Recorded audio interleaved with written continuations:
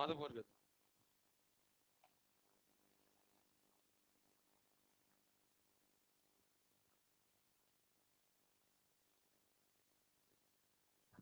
आखिरी सवाल वो 0.8 0.4 वाला हुआ था क्या? है?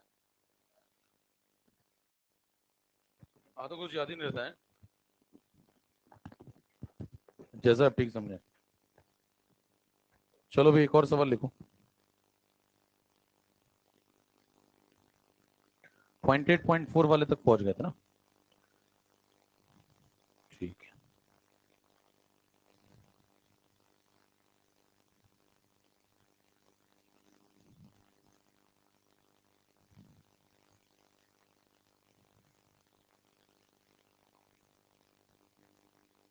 सवाल नोट करें।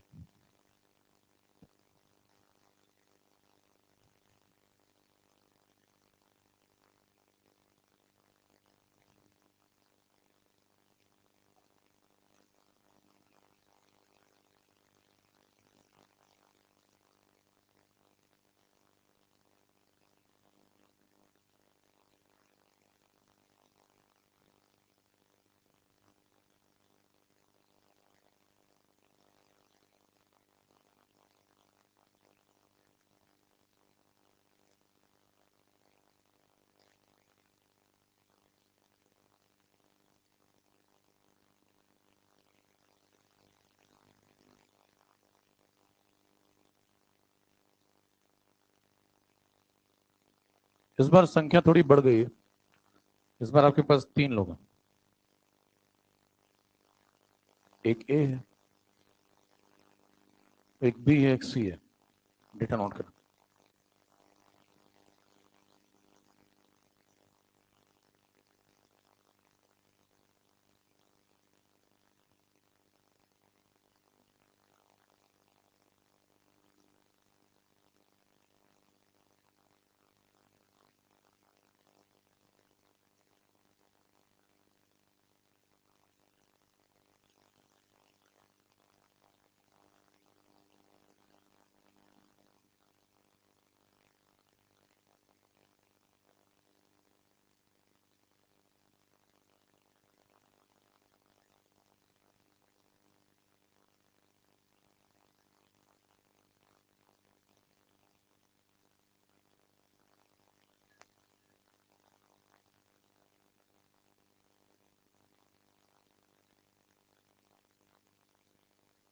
ऑर्डर बतानी विद रिस्पेक्ट टू एबीसी।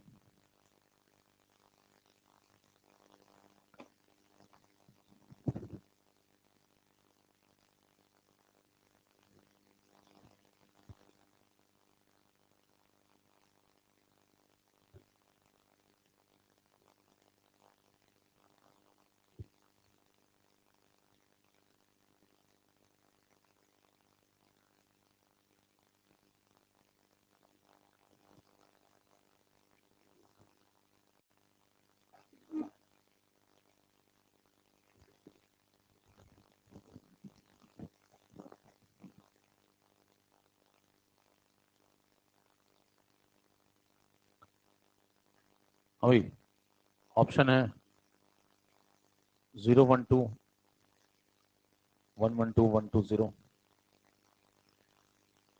210। बताओ आंसर। पहला, दूसरा, तीसरा, चौथा।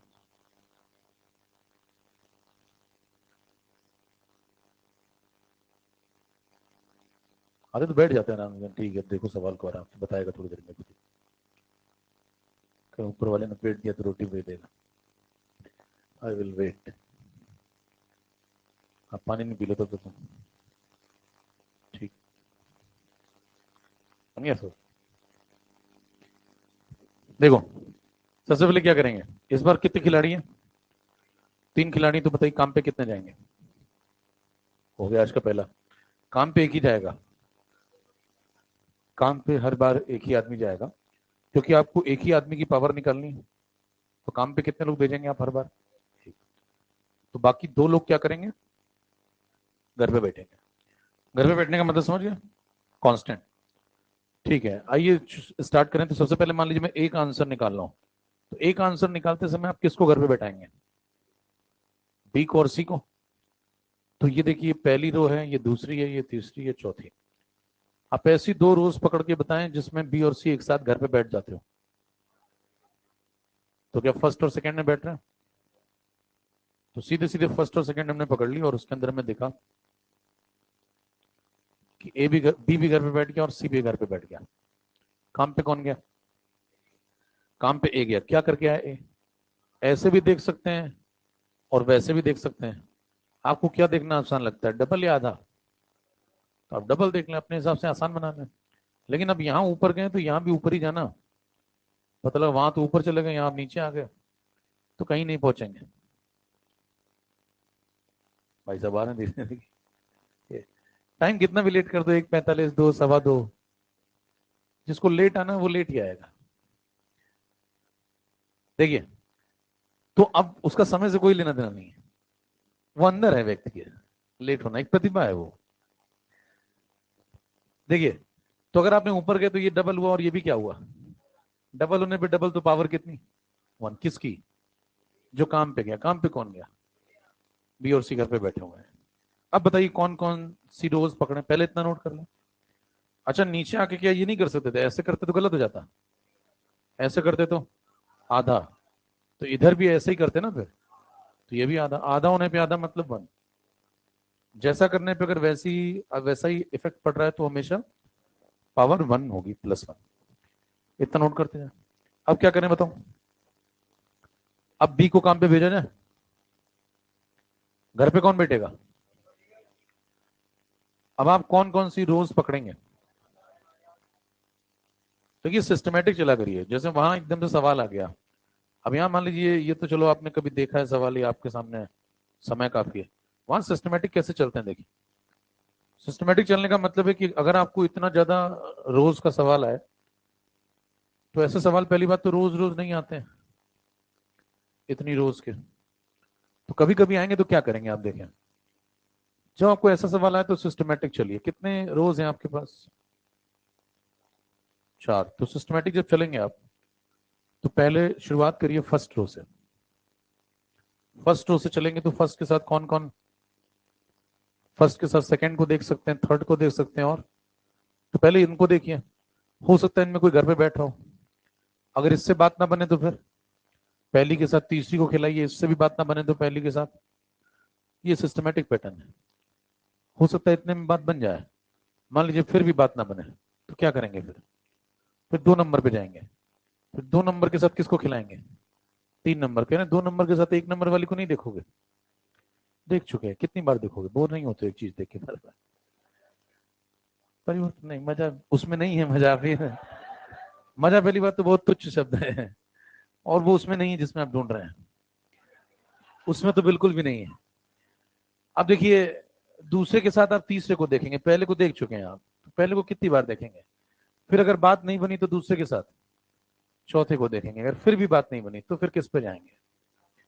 फिर तीसरी पे जाएंगे। तीसरी पे जाएंगे तो तीसरी के साथ किसको देखेंगे? चौथी को, क्योंकि पहली दूसरी को देख चुके हैं।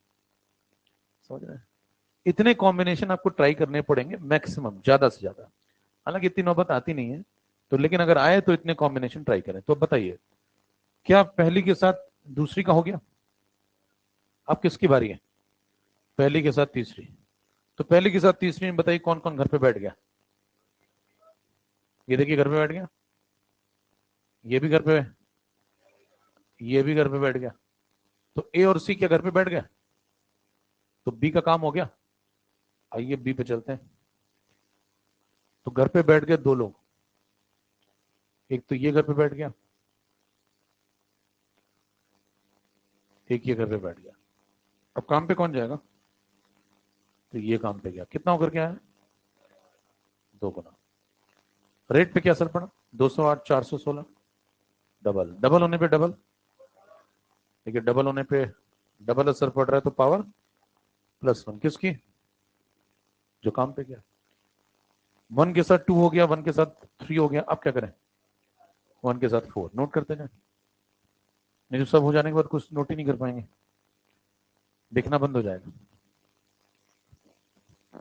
भाई साहब को भी नहीं दिख रहा है, बताओ। सही है। कौन सी रो देख रहे हैं? रो कौन सी देख रहे हैं अभी? शून्य है मामला। भाई साहब यहाँ है ही नहीं जैसे। पहली के साथ कौन सी देख रहे हैं? दूसरी तो देख चुके हैं कब की। पीछे चल रहा मामला भाई। पहली के साथ तीसरी देख रहे हैं चाचा। कहाँ खोए हो? थोड़ा ध्यान दो। मानसिक तौर पे भी यही रही है। केवल शरीर बैठाने से क्या होगा? यहाँ दिमाग आपका कहीं और ही है। फरवरी तो दूर है अभी। अब देखिए, पहली के साथ तीसरे का हो गया। आप क्या करेंगे? पहली के साथ चौथे पे आइए। तो पहली और चौथी, ये वाला और ये वाला। अब अगर इन दोनों को ध्यान से देखें तो ये देखिए ए है, ये ए है, घर पे बैठा है। बी देखें, घर पे बैठा है।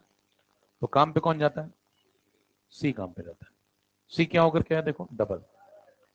रेट को देखें, ये भी 4 गुना हो गया।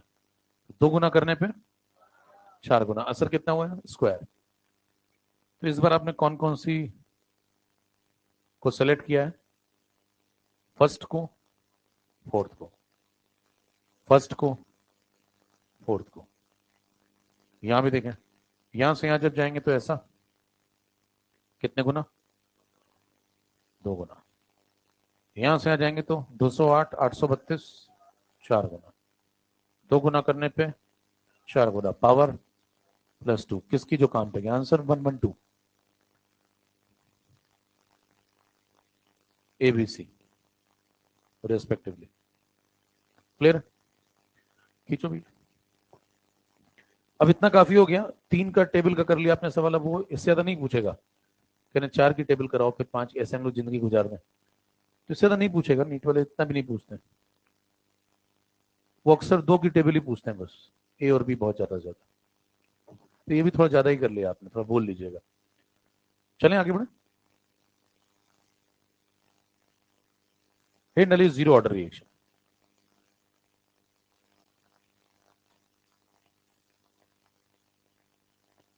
अब डिटेल में पढ़ते हैं थोड़ा।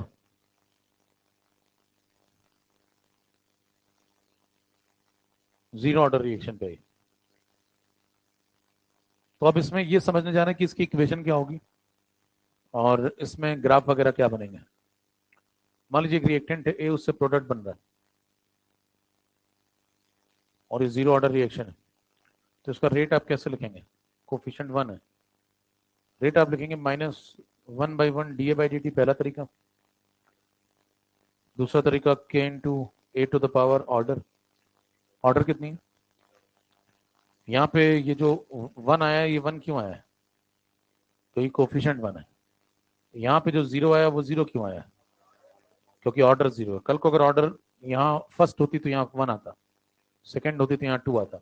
ये रेट लॉ है। कल को अगर यहाँ पे एंटिटी 2 होती तो यहाँ 2 आता।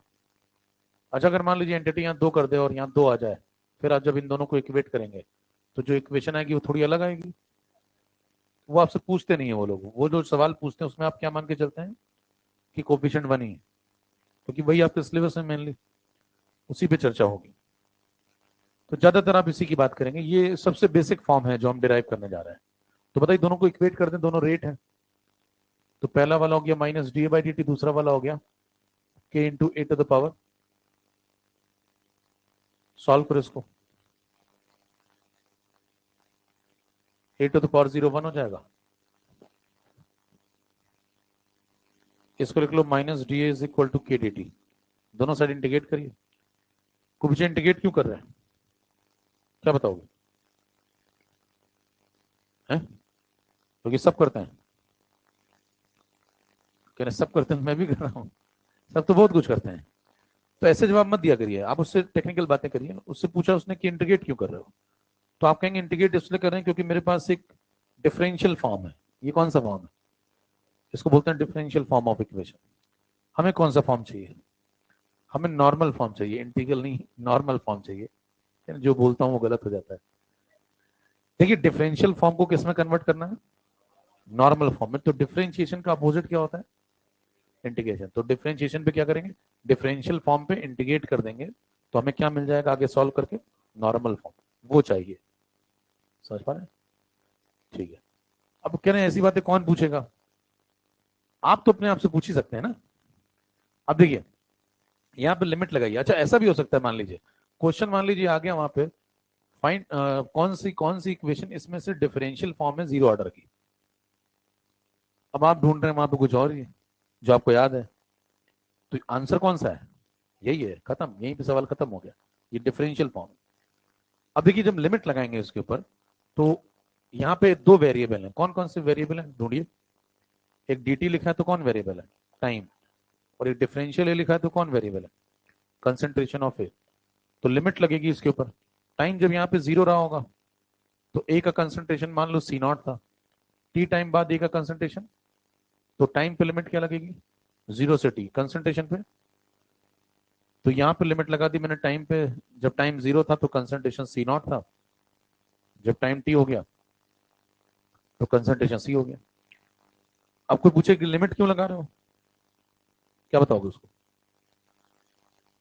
सब करते हैं, कहेंगे कि मैं डेफिनेट इंटीग्रेशन पढ़ रहा हूँ। इंटीग्रेशन दो प्रकार के होते हैं, एक डेफिनेट और एक इनडेफिनेट। मैं कौन सा पढ़ रहा हूँ, क्या डेफिनेट क्यों पढ़ रहे हो, क्या डेफिनेट इसलिए पढ़ रहे हैं क्योंकि लैब में एक निश्चित समय के लिए हम जाएंगे। लैब में ऐसा थोड़ी कि आप अनंत समय के लिए चले गए और पड़े हुए हैं लैब के अंदर, फिर वहीं उठता सोता हूँ, बस कुछ चीजों के लिए बाहर आता हूँ, तो ऐसा थोड़ी है।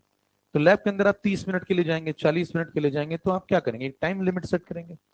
तो आपको डेफिनेट इंटीग्रेशन इसलिए करना पड़ रहा है क्योंकि टाइम लिमिट के अंदर आप एनालिसिस करना चाहते हैं। तो आपने डेफिनेट जीरो से टी इंटरवल ले लिया। कह रहे हैं क्या इंटरवल चेंज कर सकते हैं, बिल्कुल।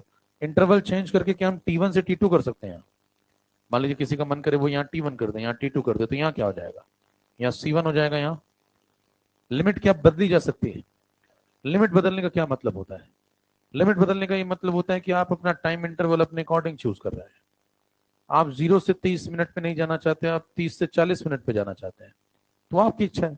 तो क्या बीच में से भी कोई टाइम इंटरवल उठाया जा सकता है, जरूरी नहीं कि हर बार टाइम इंटरवल कहां से स्टार्ट हो। अच्छा अभी मैं जब जीरो से उठा रहा हूं तो वो कौन सा फॉर्म मैं निकालना चाहता हूं आगे सॉल्व करके, बेसिक फॉर्म। नॉर्मल तो निकाल नहीं रहे, नॉर्मल में भी कौन सा फॉर्म, बेसिक फॉर्म। अगर मान लीजिए मैं इंटरवल बीच में से उठा लेता तो वो कौन सा फॉर्म होता, होता तो नॉर्मल फॉर्म, लेकिन नॉर्मल में कौन सा, वो इंटरमीडिएट फॉर्म होता। वो कौन सा होता, फिर इतनी बातें होगी मेरे को याद ही नहीं आ रहा कौन सा। एक डिफरेंशियल फॉर्म था, एक नॉर्मल फॉर्म था, नॉर्मल के अंदर एक बेसिक वर्जन था और एक इंटरमीडिएट वर्जन था। आप अभी कौन सा वर्जन ढूंढने जा रहे हैं, बेसिक वर्जन ढूंढ रहे हैं नॉर्मल इक्वेशन का। कल को आप इंटरमीडिएट भी इंटरमीडिएट ढूंढने का मतलब आपने इंटरवल अपने अकॉर्डिंग T1 से, ठीक है, वो भी चर्चा दिमाग में हो सकती है। चलिए आगे बढ़िए, इंटीग्रेशन को आगे बढ़ाएं तो यहाँ पे माइनस साइन बाहर आ जाएगा, अंदर कौन आएगा, यहां से कौन बाहर आएगा, इंटीग्रेशन dt का t हो जाएगा। इतना तो पता ही होगा आपको, integral dx is equal to, यहाँ पे किसको इंटीग्रेट कर रहे हैं, 1 को, किसके रिस्पेक्ट में, x के, ठीक है। तो बताइए यहाँ पे इंटीग्रेशन कितना आएगा, a, यहाँ पे kt हो जाएगा। लिमिट लगा दो c0 से c और 0 से, सॉल्व करते हैं। सॉल्व करेंगे तो देखिए फॉर्मेट ऐसा बन गया,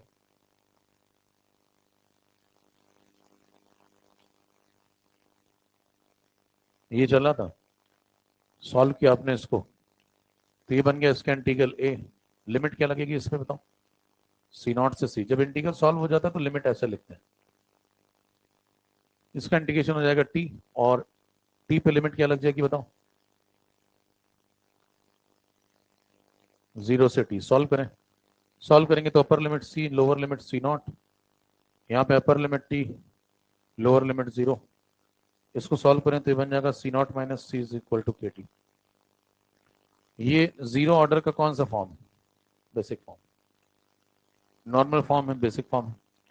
क्या हम इसको चेंज भी कर सकते थे अपने अकॉर्डिंग, टाइम इंटरवल अगर मैं यहाँ बदल देता तो बताओ क्या होता, यहाँ पे कंसंट्रेशन की लिमिट चेंज हो जाती, तो यहाँ क्या आ जाता फिर, यहाँ पे ये कुछ बदल के अलग हो जाता है, यहाँ पे time interval T2 minus T1 हो जाता।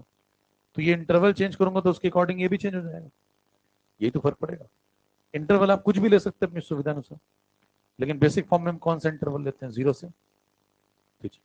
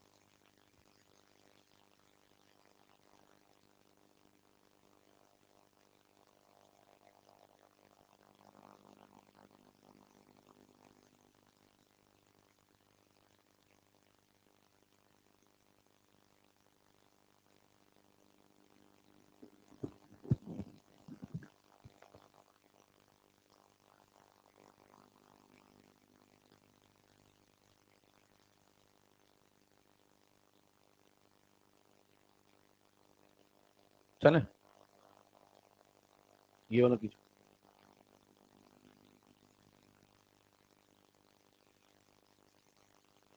तो पीछे है, क्या बात, तो जल्दी नोट करो, लाइट है।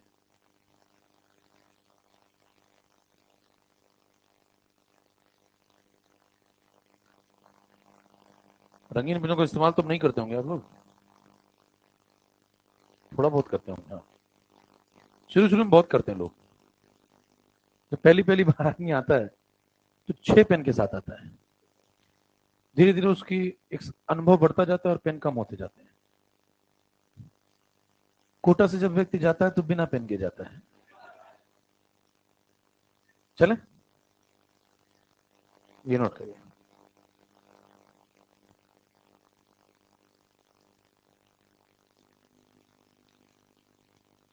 ज्ञान बढ़ेगा तो पेन कम होते जाएंगे। तो देखिए, जीरो ऑर्डर रिएक्शन में C naught minus C is equal to क्या है, केटी। इसमें सी नॉट कौन है, सी कौन है, और शुरू में आपका मन करता है कि आप सब कुछ लिख डालें, धीरे धीरे फिर आप समझना शुरू करते हैं तो वहीं पे पेन कम हो जाता है। तो लिखने से कहीं ज्यादा जरूरी है समझना। अब यहां पे सी नॉट कौन है,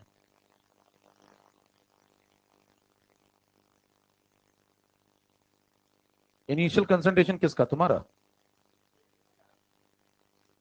ए कल को बी भी तो हो सकता है। बात ऐसी बोलिए जो परफेक्ट हो। सी कौन है, फाइनल कंसंट्रेशन किसका, रिएक्टेंट का। कब, आफ्टर टाइम टी। के कौन है,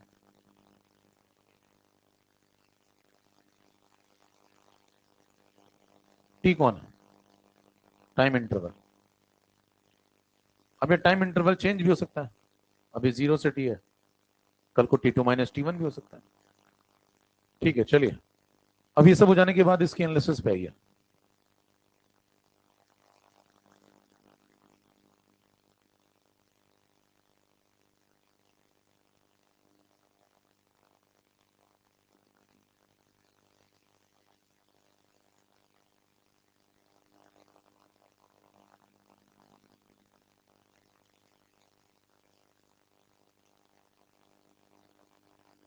चलें, ठीक है।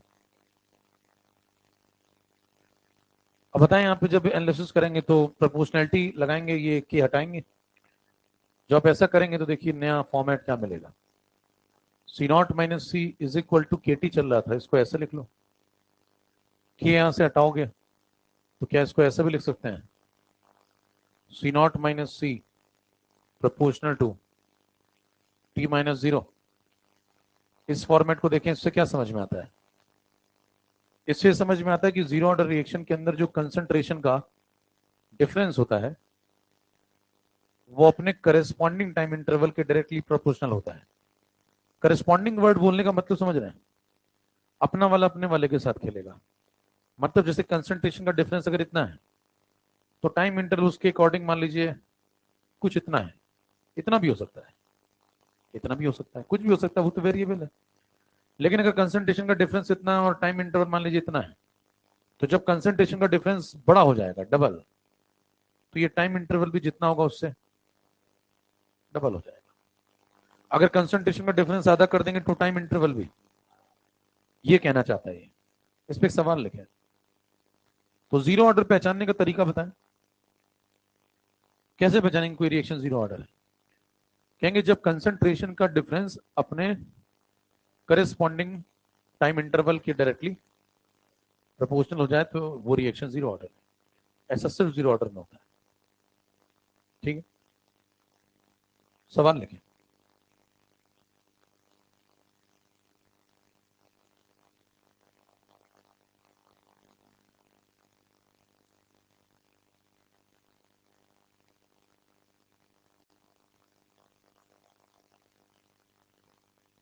ये आपको दिए हुए हैं रिएक्टेंट के कंसंट्रेशन, रिएक्शन जीरो ऑर्डर है, टाइम इंटरवल यहां से यहां T1 है, यहां से यहां T2 है, T1 बाई T2 बताना है।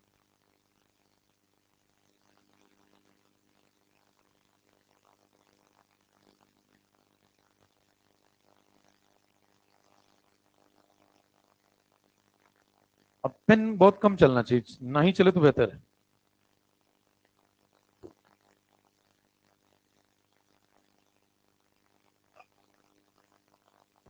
बहुत ज्यादा पेन चल रहा है तो मतलब समस्या, खाना नहीं है पेन को, ना चलाने का मतलब खाने मत लगी, बहुत कम चलाना है, दिमाग का प्रयोग करिए।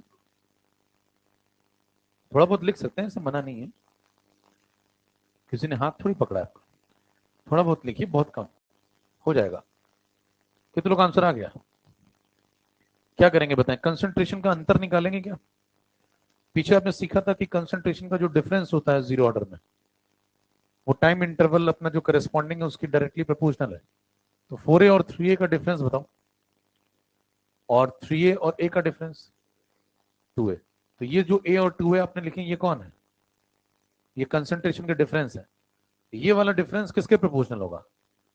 T1 के।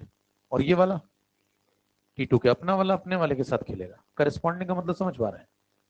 ऐसा नहीं करना है कि आप कहते हैं कि A वाला इसके प्रोपोर्शनल हो गया और 2A वाला इसके प्रोपोर्शनल हो गया, ये गलत है। अपना वाला अपने के साथ खेलेगा। तो बताइए, जब आप ये वाला इसके प्रोपोर्शनल है, ये वाला इसके प्रोपोर्शनल है, तो इन दोनों में जो रेशियो है वही तो इन दोनों में भी होगा। तो खत्म हो गया सवाल। चेक करिए, जो रेशियो A और 2A के बीच में है कितना, 1/2, वही रेशियो किसके बीच में होगा? टाइम इंटरवल के बीच में भी होगा, कितना, 1/2। ठीक है, तो सवाल में देखिए कम से कम पेन चल के हो रहा है मामला, लेकिन वो तब हो रहा है जब आपकी एनालिसिस थोड़ी तैयार है पहले से।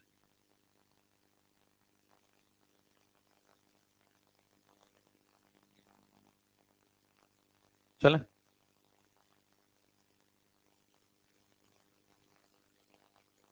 अगला फॉर्मेट लीजिए। इक्वेशन है C naught minus C is equal to K T. C naught को कभी कभी ऐसा लिख दिया जाता है, स्मॉल है, स्टैंडर्ड नोटेशन है।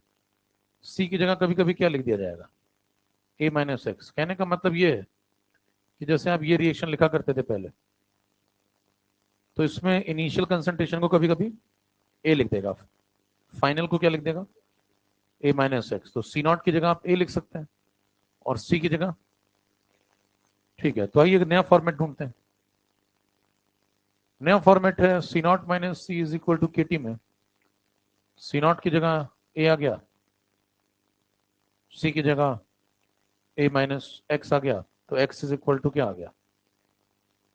इस इक्वेशन में x कौन है, A कौन है, पहले तो बताएं A कौन है। A वो है जो था, A माइनस एक्स कौन है, जो है। तो x कौन है जो नहीं रहा, समझ रहे? x वो है जो अब नहीं रहा, जो अब नहीं रहा तो वो है कैसे? ऐसे सवाल तो नहीं उठते दिमाग में। कहने आप पूछ रहे x कौन है, x वो है जो अब नहीं रहा और नहीं रहते हुए भी है, ये x की परिभाषा है, समझ रहे हैं? तो x के बारे में थोड़ा लिखिए, कॉम्प्लिकेट चीज है थोड़ी। Amount of reactant, amount of reactant which has been converted into product।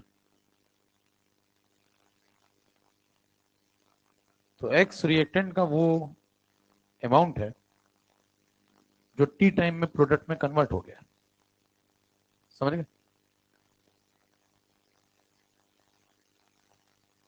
तो ये फॉर्मेट भी किसका है, जीरो ऑर्डर। तो जीरो ऑर्डर के कितने फॉर्मेट आ गए अभी तक, दो। खींचे पड़ा।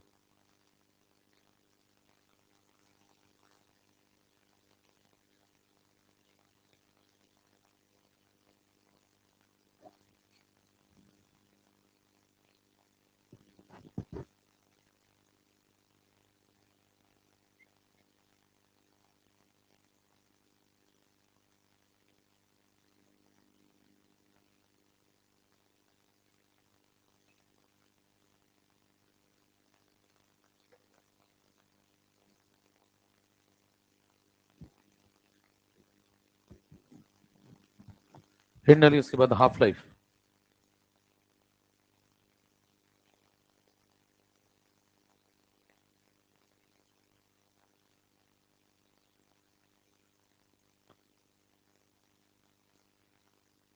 कितने लोग आज पहली क्लास में हैं?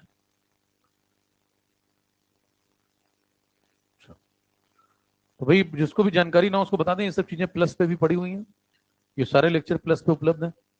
प्लस समझ गया ना? प्लस क्या होता है? ऐप।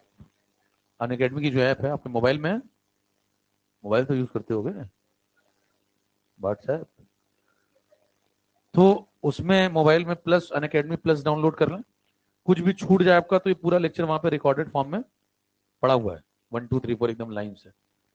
पीडीएफ भी डाउनलोड कर सकते हैं आप, ये भी सुविधा है, नहीं पता हो तो पता कर लें। उसमें पीडीएफ डाउनलोड करने की भी सुविधा है। पूरी लेक्चर की जो पीडीएफ है जो मैं लिखता हूँ यहाँ पे, वो सब एक बार में डाउनलोड हो जाएगा। उसको ऐसे आप देख सकते हैं, प्रिंट आउट भी निकाल सकते हैं।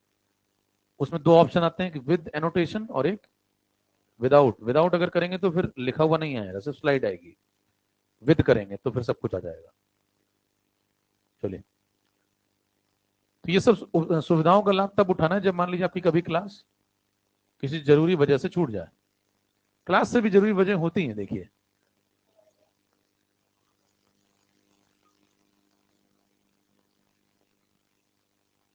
देखिए इनिशियल कंसंट्रेशन सी नॉट था, बाद में मान लीजिए कितना हो गया, C0/2। तो फाइनल कंसंट्रेशन ये हो गया। जितने टाइम में ये व्यक्ति C0 से बदल के कितना हो गया, वो टाइम इंटरवल निकाल लें। वो टाइम इंटरवल कौन है? T half. तो हाफ लाइफ का मतलब बताएं। हाफ लाइफ का मतलब है कि जितने समय में वो व्यक्ति, क्या आधा खत्म हो गया या आधा बचा है? दोनों एक ही बात है। कोई व्यक्ति आधा खत्म होगा तो आधा ही तो बचेगा। तो हाफ लाइफ के अंदर दोनों बातें ठीक है। आप दोनों में से कुछ भी बोलेंगे तो चलेगा, लेकिन बाकी में ऐसा नहीं चलेगा। T75% में दोनों बातें सही नहीं होंगी, तो उस पर चर्चा करेंगे अलग से फिलहाल, लेकिन दोनों बातें ठीक है। आधे आप खत्म भी हो गए और आधे आप बचे भी हैं। सॉल्व कैसे करेंगे? C0 - C = KT, ये हमारी बेसिक इक्वेशन है। इसमें C की जगह क्या पुट कर दें?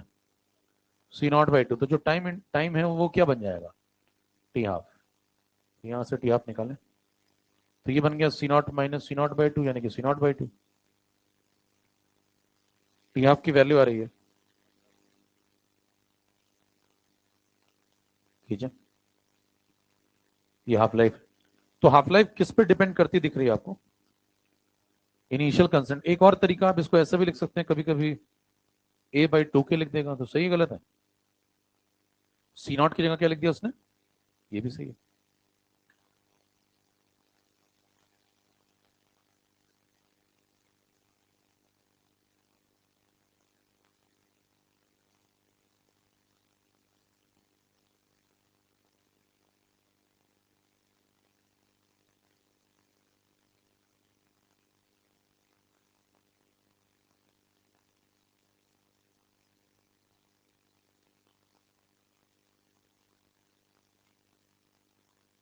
चले, अब देखिए यहां से जैसे फॉर्मूला आपके पास आया,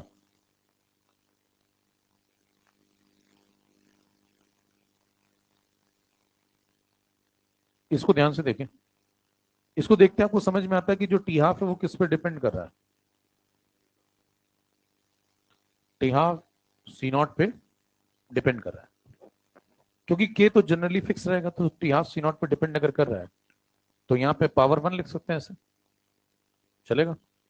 इससे क्या समझ में आता है?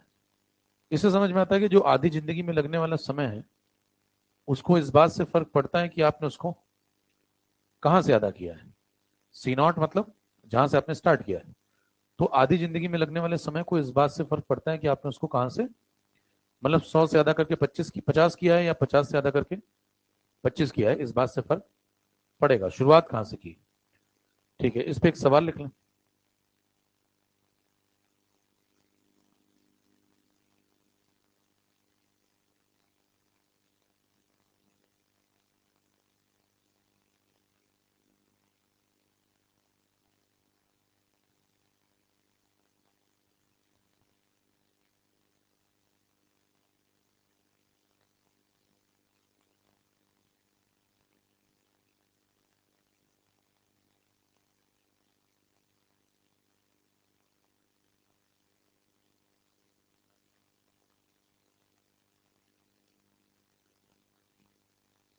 0 ऑर्डर रिएक्शन है, इनिशियल कंसंट्रेशन 4A था, फिर 2a हो गया, फिर a हो गया।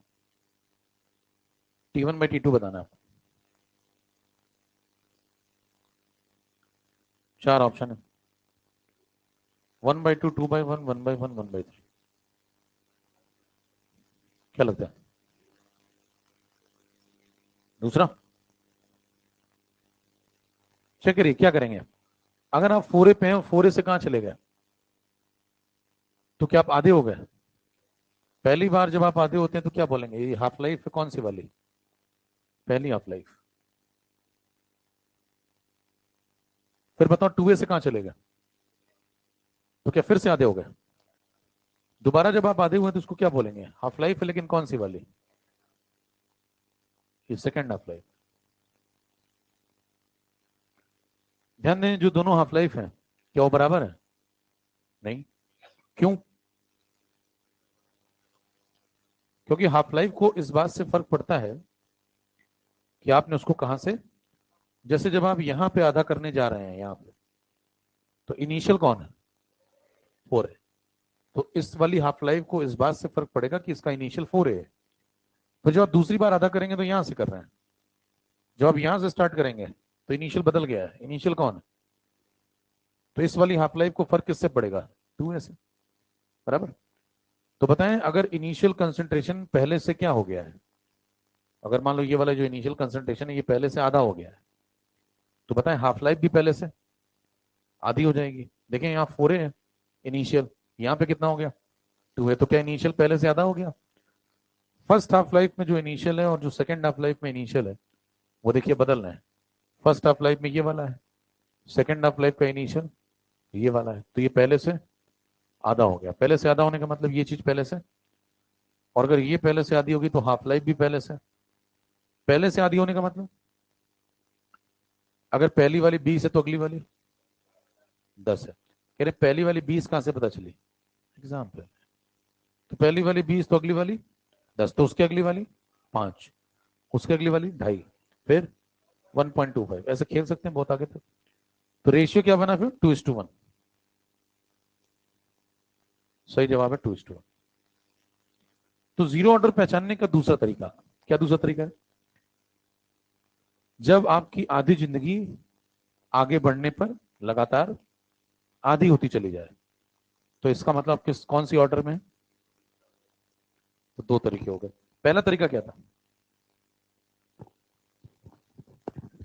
पहला तरीका था कंसंट्रेशन का डिफरेंस अगर करेस्पॉन्डिंग टाइम इंटरवल के डायरेक्टली, तो जीरो ऑर्डर है। तो अब तक दो तरीके हो गए जीरो ऑर्डर को पहचानने के। अच्छा ये जो सवाल है इसको क्या इस तरीके से कर सकते थे? ये कौन सा तरीका है? डिफरेंस वाला। क्या डिफरेंस वाला तरीका यहां लगा सकते हैं? लगाओ। आंसर सेम आ रहा है क्या?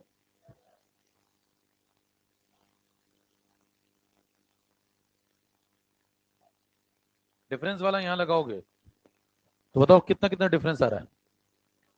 4a से 2a में कितना डिफरेंस है? यहां पर डिफरेंस निकालो 2a। 2a से a में कितना डिफरेंस है? a। तो बताओ इनके बीच में क्या रेशियो है? 2:1। वही तो आंसर है। वही टाइम के बीच में भी होगा। तो क्या डिफरेंस वाला तरीका दोनों जगह चल रहा है, यहां भी और वहां भी? अच्छा यहाँ पे हाफ लाइफ वाला ये वाला मेथड चल रहा है क्या? क्या ये वाला हाफ लाइफ वाला मेथड वहां चल सकता है? यहाँ पे, यहाँ पे हाफ लाइफ वाला लगा दें, T half proportional to C naught. क्यों? क्योंकि आधा हो ही नहीं रहा है। यहाँ 4a से क्या हुआ है? 3 है, तो क्या आधा हुआ है? तो हाफ लाइफ है ही नहीं, तो फिर लगाओगे क्या? तो बताइए कौन सा तरीका जनरल है, हर जगह चलता है? डिफरेंस वाला। कौन सा तब चलता है जब, हाफ लाइफ वाला सिर्फ तभी चलेगा जब जब चीजें वाकई आधी हो रही हैं। ठीक है। तो जब वहां सवाल आया तो आप ज्यादातर कौन सा तरीका लगाएं? डिफरेंस वाला। डिफरेंस वाला हमेशा सही। खींच। एक सवाल लिखें।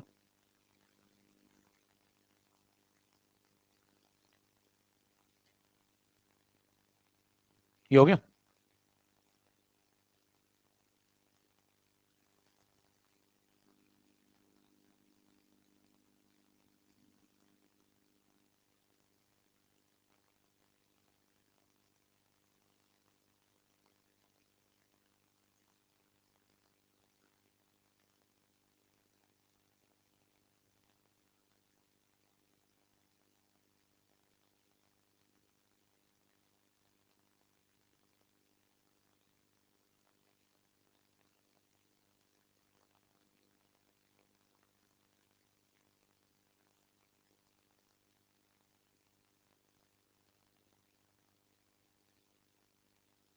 कंसंट्रेशन और टाइम। तो ये कंसंट्रेशन का डेटा है, टाइम का डेटा आपको बताना है।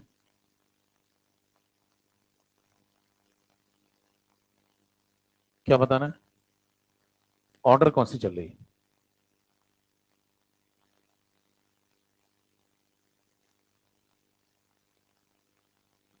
कहने जीरो ही पड़ा तो जीरो ही हो गया। कारण सहित बताएं।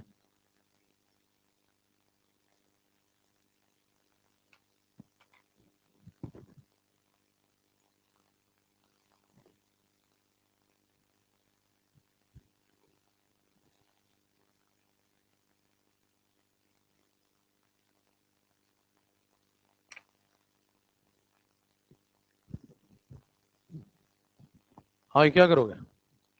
कंसंट्रेशन का डिफरेंस निकालें और टाइम का डिफरेंस निकालें। तो ये सवाल जब अचानक से आता है सब पढ़ने के बाद सारी ऑर्डर, तो फिर लोग थोड़ा कंफ्यूज हो जाते हैं। तो कभी भी सवाल आए तो सबसे पहला काम आप करें, कंसंट्रेशन का डिफरेंस निकालें। 1 और 0.75 कितना डिफरेंस हुआ? 0.25। इन दोनों का डिफरेंस 75 45 0.3। ठीक है, नीचे आ जाए। इन दोनों का टाइम का डिफरेंस 25 25 55 का डिफरेंस। तो बताएं इनमें जो रेशियो है, ये डिफरेंसेस है, ये दोनों कौन है? कंसंट्रेशन के डिफरेंस। ये दोनों कौन है? Time interval. तो बताएं यहां जो 0.25 है तो यहां भी 25 है, और जब ये 0.25 बढ़ के 0.3 हुआ तो ये 25 बढ़ के क्या हो गया? 30। तो इसके और इसके बीच में जो रेशियो है और इसके और इसके बीच में जो रेशियो है, क्या दोनों सेम है? और अगर रेशियो सेम है तो मतलब ये इसके डायरेक्टली प्रोपोर्शनल है। ये वाला अपने वाले की प्रोपोर्शनल और ये वाला, समझ रहे हैं? तो ऐसा कब होता है, कौन सी ऑर्डर में? सिर्फ जीरो ऑर्डर। ठीक है, ग्राफ पे आइए।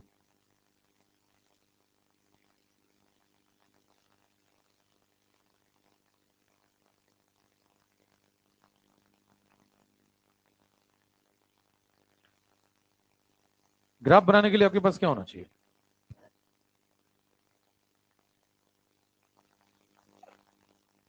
मैथमेटिकल इक्वेशन है क्या? कौन सी? C naught minus C is equal to K T.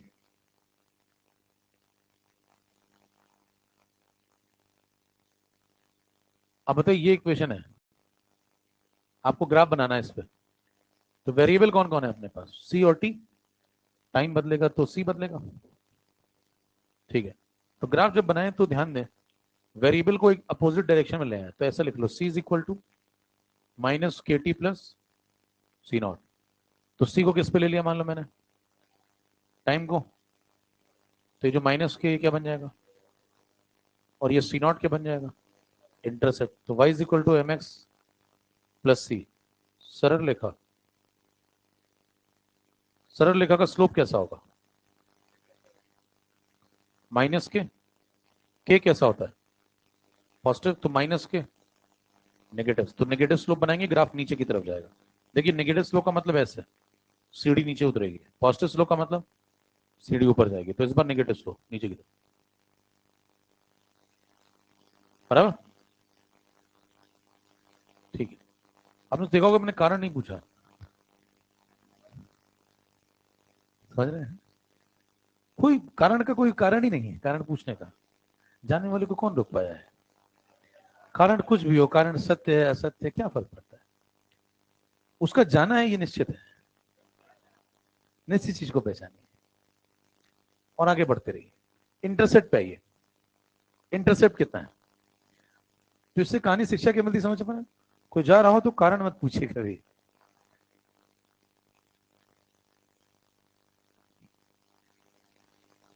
नहीं, दफा नहीं, आराम जाने दीजिए, रिलैक्स वे में जाने दीजिए ना। ऐसे क्यों दफा क्यों? उससे आपका क्रोध झलकता है। सी नॉट कैसा है देखिए, पॉजिटिव। इंटरसेप्ट कितना बताइए? सी नॉट। सी नॉट की वैल्यू कैसी है? पॉजिटिव। और अगर सी नॉट पॉजिटिव है तो बताइए पॉजिटिव इंटरसेप्ट का ग्राफ बनेगा, मतलब ऊपर से कट करेगा। ठीक है, ग्राफ की तैयारी हो चुकी, एक और ग्राफ बगल में तैयार करें, फिर दोनों एक साथ बनाते हैं। दूसरा कौन सा ग्राफ है अपने पास? दूसरा है x is equal to K T. एक और इक्वेशन है हमारे पास, ये वाली। अगर हम इसका ग्राफ सोचें तो बताएं किसको किस पे लेंगे। एक्स को मैंने लिया वाई एक्सिस पे। अब कई लोग सोच रहे होंगे एक्स तो खुद एक्स से वाई पे कैसे ले लिया। वेरिएबल है, नाम है उसका। नाम खुशी हो तो जरूरी थोड़ी वो हमेशा खुश रहे। देखिए, तो y is equal to M X है ना। अब ग्राफ बनेगा सरल रेखा। सरल रेखा में इस बार स्लोप बताएं। स्लोप कैसा है? स्लोप के बराबर है। के कैसा है? पॉजिटिव। इंटरसेप्ट के बारे में क्या विचार है? इंटरसेप्ट शून्य है, ओरिजिन से पास करेगा। तो ग्राफ में हमने नेचर चेक कर ली यहां भी। और अब हम क्या करेंगे, इन दोनों ग्राफ को बनाएंगे। वो भी कैसे बनाएंगे? एक साथ। एक साथ बनाने का मतलब करें एक के ऊपर एक बना दोगे, साइमल्टेनियसली। साइमल्टेनियसली बनाने का मतलब समझते हैं? साइमल्टेनियसली बनाने का मतलब कुछ ऐसा है।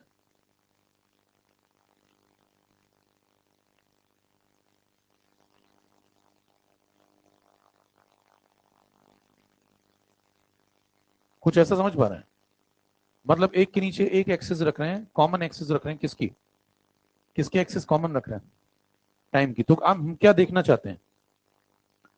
हम देखना ये चाहते हैं कि जब समय बदलता है तो उसी समय के साथ साथ ये क्या कर रहा है, और उसी समय के साथ साथ ये वाला क्या कर रहा है। ये एक्स और सी दोनों वेरिएबल समय के साथ एक साथ क्या कर रहा है, कौन घट रहा है कौन बढ़ रहा है साइमल्टेनियसली। तो ग्राफ ऐसे मत बनाना कि पता लगा तुमने एक के बगल में एक बना दिया। ऐसे ऐसे बना दोगे तो टाइम की एक्सेस कॉमन दिखेगी नहीं। एक के नीचे एक बनाना है, ऐसे ही बनाना है। बताएं पहला ग्राफ बनाए, ये वाला कैसा बनेगा? सी वर्सेस टी, सरल रेखा। स्लोप कैसा? इंटरसेप्ट। स्लोप नेगेटिव तो मतलब ग्राफ नीचे की तरफ जाएगा। इंटरसेप्ट पॉजिटिव मतलब ऊपर कट करेगा। तो ग्राफ कुछ ऐसा, बराबर। अब अगर आप ऐसा ग्राफ बनाएंगे तो देखिए ग्राफ का पैटर्न तो समझ में आ गया। ऐसे आएगा। अब ऐसे आएगा तो कोई व्यक्ति आपसे पूछे कि थोड़ा पीछे से लाऊं क्या, यहां से लाऊं, यहां से, यहां से ऐसे होते हुए लाएं क्या? तो पीछे नहीं जा सकता ग्राफ। यहां पीछे क्यों नहीं जा सकता ग्राफ? पीछे जाने का मतलब ये जो टाइम की एक्सिस है ये नेगेटिव में चलेगी। तो समय नेगेटिव कैसे हो जाएगा? तो पीछे नहीं जा सकते। तो फिर यहां से शुरू करें क्या? यहां से आते आते आते आते, आते, आते यहां तक आ गए। क्या यहां तक आ जाए? क्या और नीचे चले जाए? अच्छा, और नीचे चले गए तो यहां जा सकते हैं क्या? क्यों यहां चले गए तो ये जो कंसंट्रेशन है नेगेटिव हो जाएगा। कंसंट्रेशन भी नेगेटिव नहीं हो सकता। चलो, 2D में 3D का मजा मिल रहा है, देखिए। तो कंसंट्रेशन नेगेटिव नहीं हो सकता तो ग्राफ नीचे नहीं जा सकता। तो इसको रोकना पड़ेगा, नेगेटिव नहीं जाएंगे। यहीं रुक जाए, क्या इससे पहले रुक जाए? अब प्रश्न दो है, जीरो होगा या नहीं होगा, यहां रुकेगा या फिर यहां रुकेगा। इसके नीचे तो नहीं जाएगा। तो हमें शक है कि यहां रुकेगा कि नहीं, तो हमने कहा कि चलो थोड़ी देर के लिए रोक देते हैं। लेकिन अभी एक प्रश्न कायम है, क्या ये ग्राफ यहां पे कट करेगा या फिर इससे पहले यहां कहीं रुक जाएगा? कितने कहते हैं यहां पे कट करेगा, कितने कहते हैं पहले रुक जाएगा। अच्छा देखिए, दोनों सवाल पूछने पड़ते हैं। ये भी पूछना पड़ा कि यहां कितने लोग कहते हैं रुक जाएगा, और ये भी पूछना पड़ा कि कितने लोग कहते हैं पहले रुक जाएगा। जबकि एक सवाल में दूसरे का हाँ या ना हो जाना चाहिए था। नहीं, मतलब एक तीसरा मोर्चा भी है। तीसरा मोर्चा क्या कहता है? कहने जिसके ज्यादा कहने वाले होंगे मैं वो कहूंगा। ज्यादातर तीसरे मोर्चे वाले लोग यही करते हैं, जिसके ज्यादा कहने वाले हैं वही उसी के साथ होंगे, है ना। आइए देखें, आपको चेक करना है कि ये ग्राफ कट करेगा कि नहीं करेगा। तो आप क्या चेक करें, मान लें कि थोड़ी देर के लिए कट करेगा। क्या कहते हैं? मान लें कि थोड़ी देर के लिए कट करेगा। अगर थोड़ी देर के लिए कट करता हुआ मान लें, और इसके मानने पे कुछ ऐसा हो जाए जो नहीं हो सकता है, कुछ अलग ही हो जाए जो बिल्कुल हो ही नहीं सकता, तो आप क्या कहेंगे? मैंने गलत माना था। और फिर आप गलती मानते हुए कह देंगे नहीं कट करेगा। और अगर सब कुछ वैसा होता रहे जैसा हो सकता है तो फिर तो हो ही चुका है, फिर तो आप कट करा ही चुके हैं। तरीका समझ गए? अच्छा, तो मैं मान लेता हूं कि थोड़ी देर के लिए कट करेगा। बताइए जब कट करेगा तो क्या होगा? ये जो कंसंट्रेशन है, देखिए यहां पे था ना पहले, यहां पे कितने पे था? T is equal to zero पे क्या था? देखो, T is equal to zero पे कितना है? C naught. फिर धीरे धीरे यहां से क्या होता गया? समय बढ़ता गया। समय बढ़ता गया तो कंसंट्रेशन सी नॉट से नीचे आता गया, नीचे आते आते यहाँ पे अगर वो कट कर जाएगा तो कंसंट्रेशन शून्य हो गया। तो प्रश्न तो ये है कि क्या कंसंट्रेशन यहाँ पे जीरो हो पाएगा, ये सवाल है। तो मैं क्या करता हूं, मान लेता हूं थोड़ी देर के लिए जीरो हो पाएगा। अगर मैंने मान लिया कि जीरो हो पाएगा, तो इस इक्वेशन में मैं सी को कितना पुट कर दूंगा और मैं टाइम निकालूंगा। टाइम की वैल्यू कितनी आ रही है, ये जो टाइम है, अगर सी जीरो हो गया है तो इस टाइम को आप कुछ नाम देंगे क्या? कौन सा टाइम देंगे इसको, क्योंकि पूरा ही खत्म हो गया ना। और कोई नाम दे सकते हैं इसको, इसको टी कंप्लीशन बोल सकते हैं। अब हमें क्या चेक करना है कि ये आएगा या नहीं आएगा। तो ये चेक करने का तरीका क्या है, इसकी वैल्यू देखिए ये है, इस वैल्यू में सी नॉट कैसा है, फाइनाइट या इनफाइनाइट। फाइनाइट का मतलब समझते हैं, कोई वैल्यू हो उसकी 1 2 3 4 को मतलब डिफाइन हो। तो सी नॉट डिफाइन तो होगा ना, कुछ तो कंसंट्रेशन होगा, तो फाइनाइट है। के कैसा है, डेफिनेट है, कुछ तो वैल्यू होगी, ये भी फाइनाइट है। जब न्यूमरेटर डिनोमिनेटर दोनों फाइनाइट है तो रेशियो भी। तो ये समय कैसा होगा, फाइनाइट या इनफाइनाइट। यानी कि इसकी जिंदगी में एक ऐसा समय जरूर आएगा कभी ना कभी, फाइनाइट आ गया ना, तो ऐसा समय जरूर आएगा जब ये क्या हो जाए, जब सी जीरो वाकई हो जाएगा। तो इसका मतलब ये कट करना चाहिए या नहीं करना चाहिए, करना चाहिए। टाइम भी निकल चुका है तो ठीक है। अच्छा, अगर हम कभी किसी और ऑर्डर में मान लीजिए सी को जीरो डालते हैं, किसी और ऑर्डर में कोई और इक्वेशन होती, देखो कोई दूसरी ऑर्डर होगी तो ये इक्वेशन थोड़ी होगी, कोई और इक्वेशन होगी, उसमें अगर हम सी को जीरो डालें और आंसर मान लीजिए कभी सॉल्व करने पे इनफाइनाइट आ जाए, तो फिर कट नहीं करता। तरीका समझ रहे हैं, कब कट करेगा कब कट नहीं करेगा, सबका लॉजिकल तरीका है। ऐसा नहीं बोल दिया कि बस मेरा मन किया और कट करा दिया। तो प्रूव कर दिया मैंने कट करेगा। कट करेगा तो समय बताइए, समय यहां से यहां तक का ये जो निकाला हमने, ये कौन सा समय है, इसको नाम क्या देंगे? क्या ये टी 100% है, क्या यही टी कंप्लीशन है? इस टी कंप्लीशन का मतलब बताएं कि जो कंसंट्रेशन था वो कितना हो गया, जीरो, यानी कि कुछ भी नहीं बचा। अगर आपसे पूछे यहाँ पे क्या बचा है, तो कहेंगे यहाँ पे कुछ भी नहीं बचा है, खेल खत्म हो गया। ठीक है, दूसरे ग्राफ पे आइए, एक्स वर्सेस टी, ये रहा। बताएं वाई एक्सेस पे किसको लिया और एक्स एक्सेस पे टाइम को। स्लोप कैसा है, पॉजिटिव स्लोप मतलब ऊपर जाएगा। इंटरसेप्ट कैसा है, तो ओरिजिन से पास होता हुआ ऊपर जाएगा। तो जब आप इसका ग्राफ बनाएंगे तो क्या कुछ ऐसा बनेगा, देखिए ओरिजिन से पास होता हुआ ऊपर जाएगा। और स्लोप कैसा है, पॉजिटिव। बताएं कि ग्राफ नीचे से ले जाऊं, ऐसे नीचे से क्यों ना ले जाऊं, क्योंकि देखिए टाइम भी नेगेटिव नहीं हो सकता, तो ग्राफ इधर तो आ ही नहीं सकता। तो अगर आपसे कोई पूछे कि बताएं ग्राफ इधर क्यों नहीं आता, तो आप कहेंगे टाइम नेगेटिव नहीं हो सकता। एक्स क्या है, कन्वर्टेड अमाउंट, वो भी नेगेटिव नहीं हो सकता। एक्स एक तरीके से है तो कंसंट्रेशन ही ना। एक्स वो है जो अब नहीं रहा, लेकिन है कौन, जब था तो क्या था, कंसंट्रेशन ही तो था। देखिए एक्स वो अमाउंट है रिएक्टेंट का जो अब नहीं रहा। तो जब नहीं रहा तो पहले तो था ना, तो जब था तब क्या था, कंसंट्रेशन था, नेगेटिव थोड़ी हो सकता है। तो बताएं अगर आपको कभी भी कहता है कि कंसंट्रेशन और टाइम के बीच में मैं ग्राफ बना रहा हूं, किसके बीच में, कंसंट्रेशन और, तो ग्राफ कौन से क्वाड्रेंट में बनना चाहिए, फर्स्ट क्वाड्रेंट। क्वाड्रेंट समझते हैं, तो ग्राफ इस फर्स्ट क्वाड्रेंट में बनना चाहिए। किस ऑर्डर के लिए सही बात है? ये जनरल बात है, ये सभी ऑर्डर के लिए सही है। किसी भी ऑर्डर में कंसंट्रेशन कभी नेगेटिव थोड़ी हो जाएगा, ना टाइम नेगेटिव होगा। तो बताएं अगर आप कंसंट्रेशन और टाइम का ग्राफ बनाते हैं और वो कोई भी ऑर्डर, तो हमेशा ग्राफ कौन से क्वाड्रेंट में बनेगा? इसका मतलब ग्राफ अगर फर्स्ट क्वाड्रेंट छोड़ के कहीं भी जाता है तो काट दीजिए। मान लीजिए ग्राफ आपको दिया गया कंसंट्रेशन टाइम के बीच में, ग्राफ सेकंड क्वाड्रेंट थर्ड कहीं भी जा रहा है, कहीं भी शिफ्ट हो रहा है, तो आप उसे तुरंत काट दें, गलत है। तो ये पहली पहचान है। और ये बात किस ऑर्डर के लिए सही है, ये सभी ऑर्डर के लिए सही है। ठीक है, एक्स वर्सेस टी का ग्राफ बताएं। तो positive slope, zero intercept, graph ऐसे ऊपर की तरफ जाएगा। जब ग्राफ ऊपर की तरफ जाएगा तो इसको भेजते हैं ऊपर की तरफ।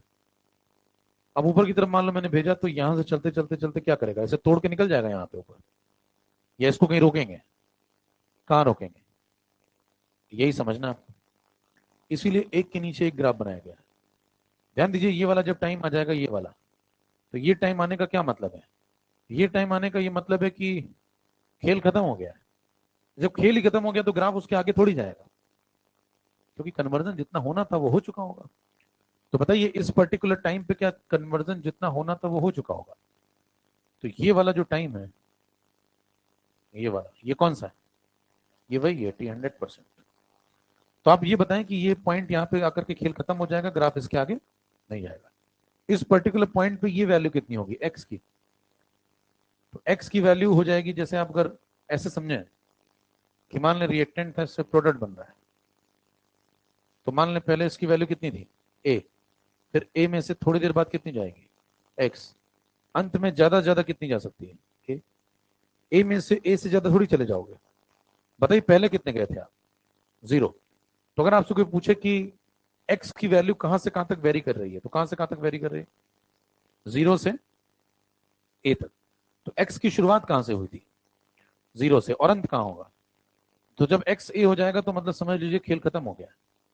तो बताइए यहाँ पे एक्स कितना है, 0, और ये बढ़ते बढ़ते बढ़ते किसके बराबर हो जाएगा, ए के।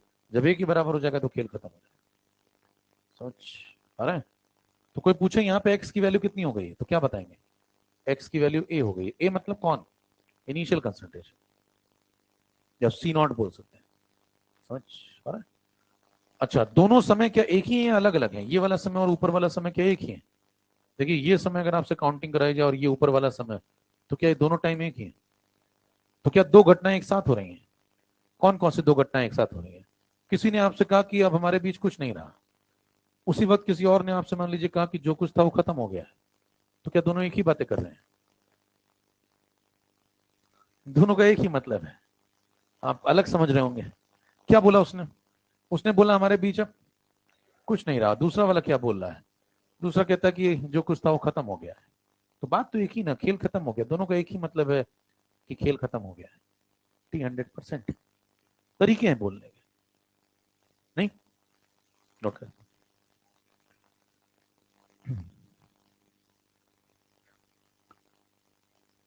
है, अरे यार ये बताओ, और रिमोट दिया जाए तुम लोग को बैक करने का।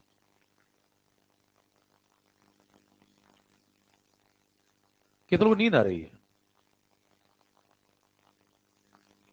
नींद आपको नहीं, आपके भविष्य को आ रही है। पहले आप नहीं सोते हैं, आपको लग रहा है आप सो रहे हैं, पहले वो सोता है, और वो आपको, वो खुद सोने के बाद आपको सुला देगा, फिर आप जगेंगे। जब आप जगेंगे तो आप हमेशा के लिए जगते रहेंगे, क्योंकि वो सो चुका होगा।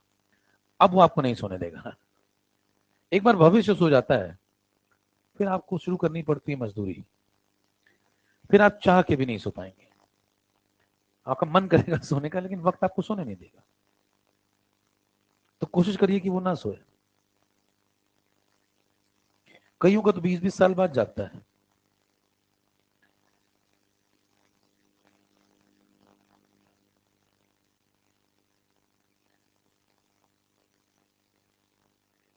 कीजिए, चलें अगले, अभी चल रहा है।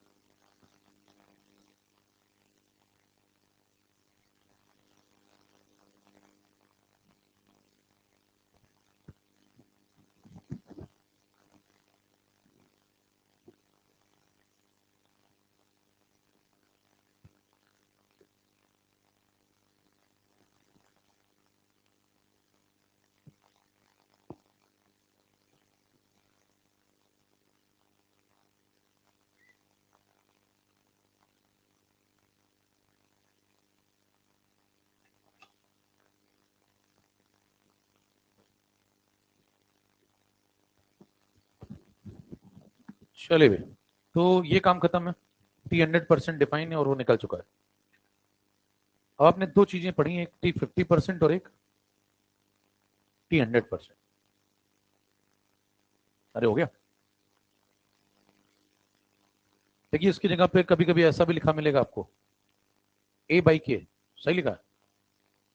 मान लो इसकी जगह C0 की जगह क्या लिख दे, वो C0 की जगह A लिख सकता है ना, तो कभी कभी यहाँ लिखा मिलेगा फॉर्मूला ए बाई के, तो भावुक मत हो जाना, नया कुछ मिल गया सेम। अब आपने एक ये निकाल लिया और एक पीछे पड़ जाइए तो आपने एक ये निकाला हुआ है, ये T50% था। इसको देखें ये कितना है, C0/2 के, और वो कितना है C0 के। दोनों में कुछ रिलेशन है क्या? हिंट डालें रिलेशन बिटवीन।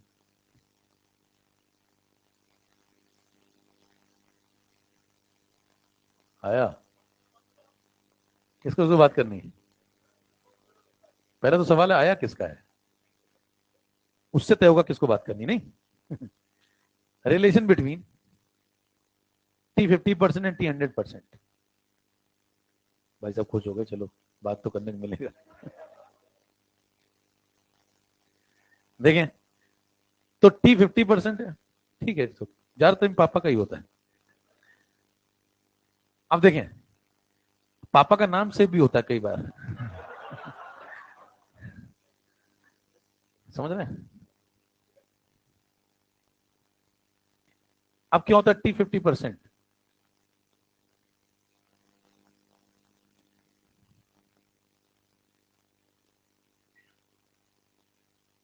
T100% C0/K। अब इन दोनों में रिलेशन देखिए, इन दोनों में रिलेशन आपको क्या दिख रहा है? पहले वाले में 2 मल्टीप्लाई कर दो, दूसरा वाला आ रहा है, देखो तो 2 टाइम्स है क्या,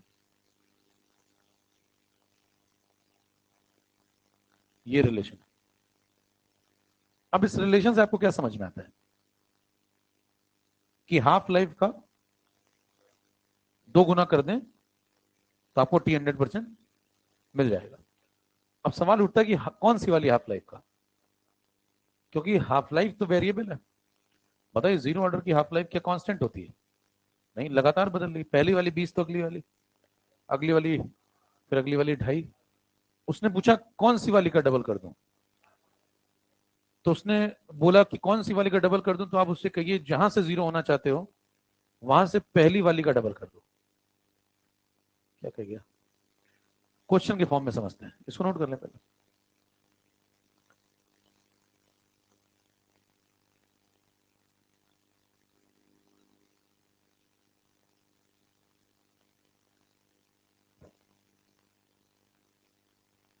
एक सवाल लिखिए,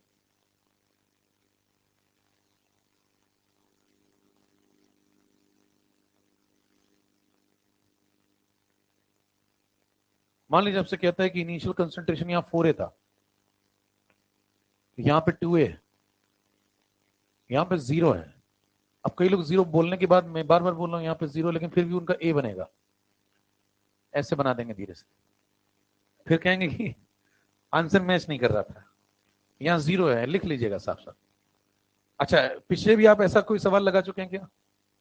पीछे जो आपने ये वाला लगाया था, कई लोगों को अभी भी ये वाला, और कहाँ गया, नहीं नहीं नहीं, ये वाला, वो वाला और ये वाला कई लोगों को अभी भी सेम लग रहा होगा। क्या दोनों में अंतर है? यहाँ कितना है और वहां कितना है? वहां हम खेल खत्म करना चाहते हैं, उधर हमने पीछे खेल को शुरू किया था। फर्क समझ रहे हैं? अब बताएं कि अगर आपसे कोई पूछे कि ये टाइम इंटरवल T1 है और ये वाला, तो बताओ T1 T2 में क्या रेशियो है? Zero order. क्या आपके पास 2 तरीके होते हैं ये निकालने का? ये रिएक्टेंट के कंसंट्रेशन है भाई। हाँ भाई, आपके पास कितने तरीके होते हैं? 2। कौन कौन से? एक डिफरेंस वाला और एक कौन सा लगा सकते हैं? दोनों लगा दें? कौन सा लगेगा? सिर्फ डिफरेंस वाला, वो हमेशा लगता है। हाफ लाइफ वाला क्यों नहीं लगेगा? क्या आधा नहीं हुआ है? यहां तो हुआ है लेकिन यहां नहीं हुआ है। 2A से 0 होना मतलब आधा नहीं होता है। पीछे जो 2A से A हुआ था वो आधा था। तो बताए डिफरेंस वाला लगाइए। डिफरेंस वाला लगाएंगे तो क्या कहेंगे? यहाँ 4A है, यहाँ 2A है, कितना डिफरेंस है? यहाँ 2A है और यहाँ 0 है, ये भैया है ना। अभी भी कई लोग ये लिखेंगे, लेकिन यहाँ 2A है, यहाँ 0 है, तो यहाँ कितना? अब बताइए ये डिफरेंस के बीच में क्या रेशियो है? क्या वही रेशियो टाइम इंटरवल के बीच में भी होगा? तो आंसर कितना हो गया? 1/1। क्या दोनों टाइम इंटरवल सेम है? इसका मतलब दोनों टाइम इंटरवल सेम है, इसका क्या मतलब हुआ? इसका मतलब ये हुआ अगर ये वाला 20 है तो ये वाला भी। तो अगर बताइए ये वाला 20 है यहां से यहां तक का, तो ये वाला फिर कितना है? ये वाला 40 है। दोनों को डिफाइन करो। डिफाइन करें तो ये वाला कौन है? यहां से यहां तक ये कौन है? ये T50% है। अगर T50% 20 है, कौन सा वाला T50% है? First T50%। तो बताइए ये जो यहां से यहां तक पूरा नापा आपने, ये तो खेल ही खत्म हो गया ना। तो ये कौन है? ये T100% है। वो कितना है? वो 20 + 20 है। अब इसको लोग 20 × 2 = 40 ही बोल देते हैं। लेकिन सही तरीका क्या होगा? सही तरीका होगा, आपको समझना होगा कि ये 20 + 20 है। 20 + 20 का क्या मतलब है? फर्स्ट हाफ लाइफ में लगने वाला जो समय है, वो समय आप उस रिएक्शन को एक बार और दे दें तो वो पूरी खत्म हो जाएगी। क्या क्या क्या कभी समझ पाए? फर्स्ट हाफ लाइफ में लगने वाला समय जो है, वो समय आप उस रिएक्शन को एक बार और दे दें तो वो रिएक्शन पूरी खत्म हो जाएगी। अच्छा, वो जो समय आप उसे दोबारा से देंगे वो कौन सा समय है? वो फर्स्ट हाफ लाइफ के बराबर वाला ही समय है। वो सेकेंड हाफ लाइफ नहीं है। समझ रहे हैं? क्योंकि सेकेंड हाफ लाइफ कितनी होती है? फर्स्ट अगर 20 है तो सेकेंड कितनी होगी? 10 होगी। उसके अगली वाली। तो आप कोई हाफ लाइफ दोबारा से नहीं दे रहे हैं, आप उसे फर्स्ट हाफ लाइफ में लगने वाला समय निकाल लेते हैं और उतना ही समय उसको फिर से दे देते हैं और वो पूरी खत्म हो जाती है। तो कोई पूछे इसको समझाओ, ये क्या समझाना है इसमें? तो दो तरीके से समझा सकते हैं आप उससे कहें कि अगर मैं इसको खोल के लिखूं तो कैसे लिखूंगा? इसको खोल के लिखें तो आप लिखेंगे T100% = T50% + T50%। तो कोई पूछे ये कौन सी हाफ लाइफ है? ये भी फर्स्ट है। ये कौन सी हाफ लाइफ है? ये भी फर्स्ट है। दोनों फर्स्ट फर्स्ट है। तो फर्स्ट में लगने वाला जो समय होता है वो कैलकुलेट करके वो समय दोबारा से दे दो, खेल खत्म हो जाएगा। समझ पा रहे हैं? लेकिन वो सेकेंड हाफ लाइफ नहीं, ये भी फर्स्ट हाफ लाइफ है और ये भी। आसान भाषा में अगर आप बात करें तो ऐसा कह सकते हैं कि जहां से आप जीरो होना चाहते हैं, जहां से आप जीरो होना चाहते हैं, वहीं से जब आप पहली पहली बार आधे हुए थे, वो समय निकाल लें और उतना समय दोबारा से दे दें, तो आप वहां से जीरो हो जाएंगे। समझ पा रहे हैं? पीछे तो ये सवाल समझ जाने से आपको समझ में आ जाएगा कि एग्जैक्टली वो क्या कह रहा था। मान लीजिए आप कहते हैं मैं 100 से 50 हुआ, अब मुझे 100 से 0 होना है, तो क्या करूं? तो 100 से 50 होने में जो समय लगा, वही समय मैं उसे दोबारा दे दूंगा।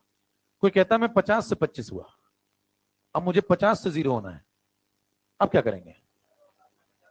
अब 50 से 25 वाली जो हाफ लाइफ है, वो समय उसे दोबारा देंगे, तब वो 50 से 0 होगा। सवालों में अंतर समझ पा रहे हैं? खेल की बारीकी है। कोई कहता है मेरे को 25 से 0 होना है, अब आप कौन सी हाफ लाइफ का दोगुना देंगे? अब आप कहेंगे मैं 25 से जब 12:30 हुआ था, उसमें जितना समय लगा था वो समय दोबारा से दूंगा तो 25 से 0 हो जाएगा। इसका मतलब मेरे को जहां से 0 होना है, मैं वहां से पहली बार जब आधा हुआ था, वो समय मैं उसे दोबारा से दूंगा तो मैं 0 हो जाऊंगा। समझ पा रहा? तो किसी को टेक्निकल बातें बताएं तो समझ जाएगा कि आप समझ पाते हैं पूरी बात। आप किसी को एक फॉर्मूला बताएंगे केवल कि ये देखो ये फॉर्मूला याद है मेरे को, डबल होता है, तो ये तो सबको पता है, अंदर का खेल ही है। और जो मैंने बातें बोली हैं वो अंदर की बातें। चले,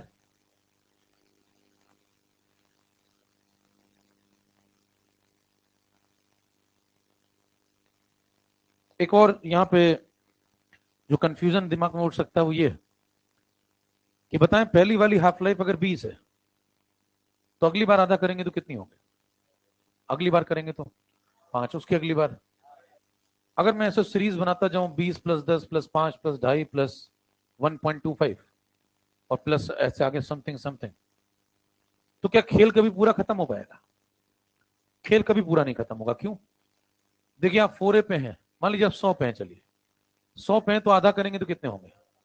50 का आधा, 25 का आधा, 12.5, 12.5 का आधा, 6.25, 6.25 का आधा, 3.125। क्या ऐसे करते जाए पूरी जिंदगी में आप आधा, तो कभी आप 0 पे पहुंचेंगे? क्योंकि किसी का आधा करने पे 0 नहीं आएगा जब तक वो 0 नहीं है। किसी का आधा करने पे वो जीरो नहीं आएगा जब तक वो, क्योंकि जीरो अकेला एक ऐसा है जिसका आधा करने पे ही वो जीरो होता है, समझ रहे हैं? तो अब ऐसे तो आप कभी पहुंच ही नहीं पाएंगे ना जीरो तक। तो कोई पूछे कि भाई साहब आप जीरो तक पहुंचे कैसे, तो आप उससे कहेंगे कि 100 का आधा करोगे तो 50 से पहुंचोगे, 50 का आधा करोगे तो 25 से पहुंचोगे, 25 का आधा 12.5, 12.5 का आधा 6.25। ऐसे आधा कर करके आप कभी जीरो तक पहुंच ही नहीं सकते। किस ऑर्डर में? किसी भी ऑर्डर में नहीं पहुंच सकते, किसी भी ऑर्डर में नहीं पहुंच सकते। क्यों? क्योंकि लगातार आधा करते चले जाएंगे तो कैसे जीरो होंगे? जीरो होने के लिए जीरो का ही आधा करना पड़ेगा। किसी का भी आधा करके देखिए वो जीरो थोड़ी है। यानी कि जीरो तभी मिलेगा जब आप जीरो का आधा करें, और जब जीरो हो ही चुके तो फिर आधा क्यों करेंगे? क्या दिमाग पे जोर पड़ रहा है? इसका मतलब किसी भी रिएक्शन में, चाहे वो किसी भी ऑर्डर की हो, आधा आधा करने से कभी आप जीरो पे, तो यानी कि आपको कभी ना कभी तो रुकना होगा, और कभी ना कभी रुक करके फिर वहां से डायरेक्ट जीरो जाना होगा। वो हाफ लाइफ नहीं होगी, वो कोई और टाइम होगा। समझ पा रहे हैं? आधा कर करके कभी कोई जीरो तक नहीं पहुंचा है। तो कैसे आप जीरो तक पहुंचेंगे? अगर आपको आधा करने का शौक है तो आधा करते करते कहीं रुक जाइए, और रुकने के बाद वहां से जीरो पे डायरेक्ट जाइए। वो हाफ लाइफ नहीं होगी, वो कोई और टाइम होगा। वो टाइम आपको निकालना पड़ेगा अलग से। समझ पा रहे हैं? तो कोई पूछे कि भाई साहब मैं जब यहाँ पे हाफ लाइफ को समझता हूं, तो पहली वाली हाफ लाइफ अगर 20 है तो दूसरी वाली कौन सी होगी? दूसरी वाली 10 होगी। अगली वाली टाइम जोड़ते जाइए, 20 प्लस 10 30, 30 प्लस 5 35 प्लस 2.5 37.5। ऐसे करके आप कभी 40 तक नहीं पहुंचेंगे। आप पूरी जिंदगी जोड़ते रहिए, जोड़ के देखिए, 20 10 5 2.5 1.25, ऐसे और करते रहिए। पूरी जिंदगी में आप 40 पे नहीं पहुंचेंगे।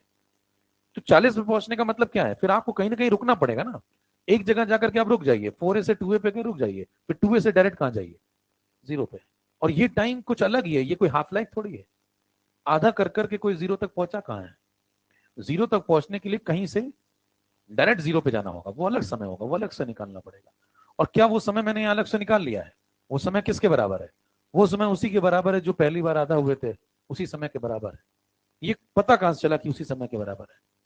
क्योंकि मुझे पता है कंसंट्रेशन का डिफरेंस टाइम के डायरेक्टली प्रोपोर्शनल है। तो मैंने कहा कि यहां का डिफरेंस कितना है? 2A। और जब मैं यहां से जीरो जाऊंगा तो कितना डिफरेंस होगा? और अगर डिफरेंस मेरा मैच कर गया तो टाइम भी मेरा, तो ये टाइम मैंने अलग से ढूंढ लिया। ये हाफ लाइफ नहीं है, ये कोई और टाइम है।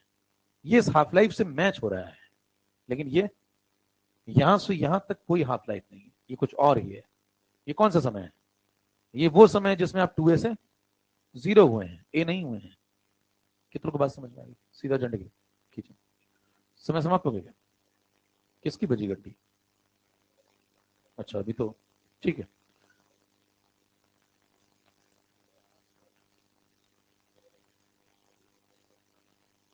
T2 आने नहीं नहीं, यही तो मैं समझा रहा हूं। भाई साहब का सवाल सभी लोग सुने, फिर से तेज से बोलो।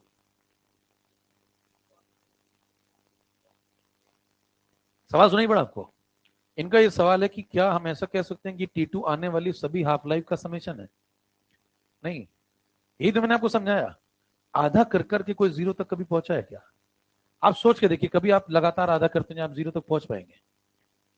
क्योंकि अगर आपको जीरो तक पहुंचना है तो जीरो से अगर आप आधा करने के लिए लगे हुए मान लीजिए, और मान लीजिए आप जीरो पे पहुंच गए, तो पीछे कौन होगा? जीरो से पहले कौन होगा? उसका दोगुना। अगर आप आधा, जैसे आप मान लीजिए 25 पे पहुंचे, 25 से पहुंचे मान लीजिए आधा कर करके, तो 25 से पहले कौन होगा? उसका 2 गुना 50। अगर आप जीरो पे पहुंचे तो जीरो से पहले कौन होगा? अगर आप 2 गुना कर करके पहुंचे, जीरो से पहले जीरो होगा।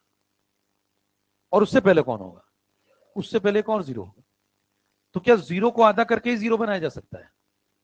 और जब जीरो पे पहुंच ही गए तो आधा करने की जरूरत कहां है? और जीरो तक आधा करके पहुंच ही नहीं सकते। यानी कि आधा कर करके कोई कभी जीरो तक, ये बात आपको समझनी होगी। तो मतलब ये जो आप लगातार आधा करने की सोच रहे हैं, इससे आप कभी जीरो पे नहीं पहुंचेंगे। तो ये किसी हाफ लाइफ का समेशन थोड़ी है, ये सभी हाफ लाइफ का समेशन भी नहीं है, ये कोई अलग टाइम है। ये कौन सा टाइम है? ये वो टाइम है जो इस 20 से मैच कर रहा है। लेकिन ये कोई हाफ लाइफ, ये फर्स्ट हाफ लाइफ के बराबर का समय दे दिया मैंने उसे। मतलब पहली बार जब मैंने उसे आधा किया कितना टाइम लगा? 20 मिनट। अब मैं उतना ही समय उसको दोबारा दे रहा हूं, लेकिन वो हाफ लाइफ मैं उसे खत्म करना चाहता हूं, इसलिए मैं उतना समय उसे दोबारा दे रहा हूं। लेकिन वो हाफ लाइफ का समेशन, क्योंकि आधा करके कोई जीरो तक आज तक नहीं पहुंचा है और पहुंचेगा भी नहीं, क्योंकि जीरो का आधा करके जीरो मिलेगा, और आधा करके अगर जीरो तक पहुंचना है तो उससे पहले भी जीरो होना चाहिए। समझ पा रहे? फर्स्ट ऑर्डर पे तो ये कंफ्यूजन रहता है, क्योंकि लोग ये सोचते हैं कि हाफ लाइफ जोड़ जोड़ के मैंने निकाला है, तो अगली वाली भी तो हाफ लाइफ होनी चाहिए। ऐसा है नहीं, फर्स्ट ऑर्डर पे।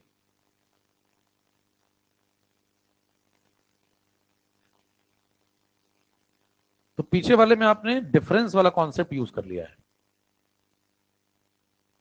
कभी भी आपको खत्म करना है जीरो ऑर्डर को, तो डिफरेंस वाले कॉन्सेप्ट पे काम करिए, डिफरेंस को चेक करिए, और वही डिफरेंस ऐसा बनाइए, भाई आपको यहां से यहां तक का डिफरेंस पता लग गया।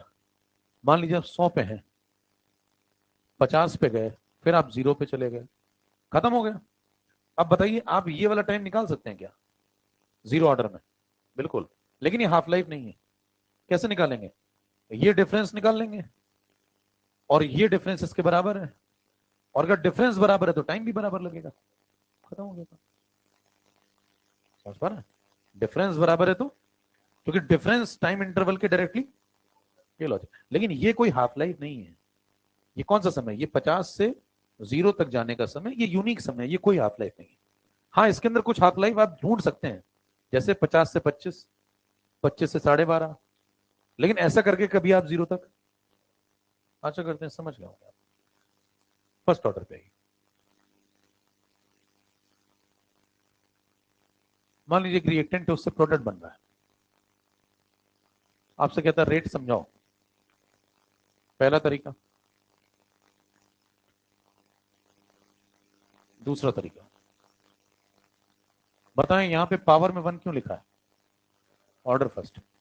यहां पे 1 क्यों लिखा है? कोफिशिएंट 1 है। कल को यहाँ कोफिशिएंट 2 होता तो यहाँ ऑर्डर सेकंड होती तो यहाँ दोनों को बराबर कर दें।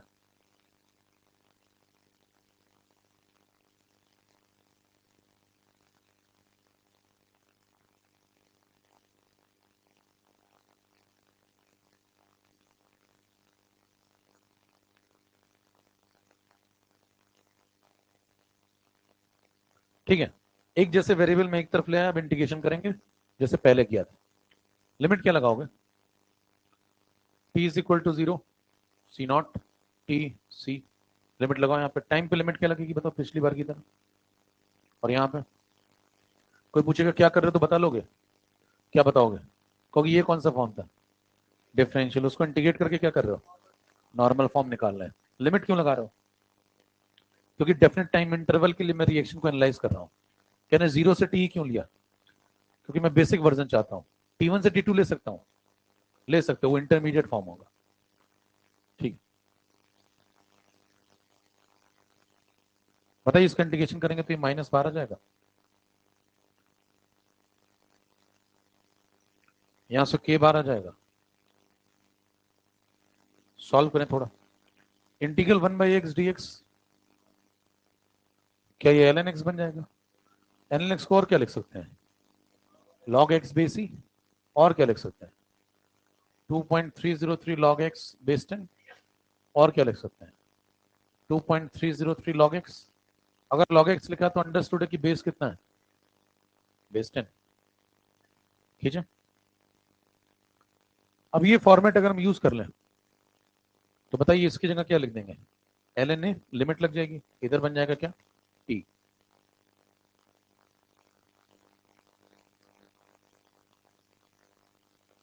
देख लें फिर से एक साथ नोट कर लें। बताओ इधर क्या बना? 1/a dA। इधर बन गया के इंटीग्रल dt, लिमिट 0 से t, सी नॉट से सी। सॉल्व करो इसको, ये बताओ क्या बन जाएगा? ln ऑफ ए, लिमिट लगाओगे क्या लिखोगे? सी नॉट सी, इधर बन जाएगा के टी, लिमिट 0 से टी। थोड़ा और सॉल्व करें।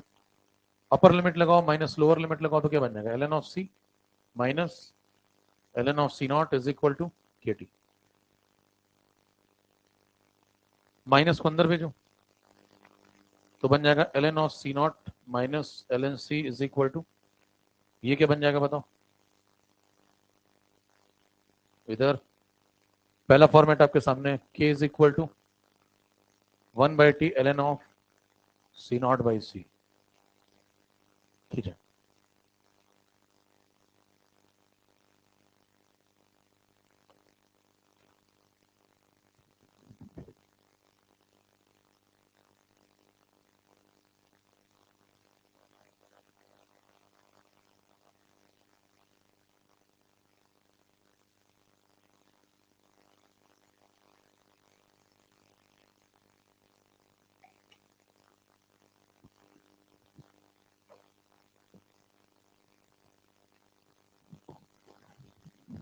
बराबर है।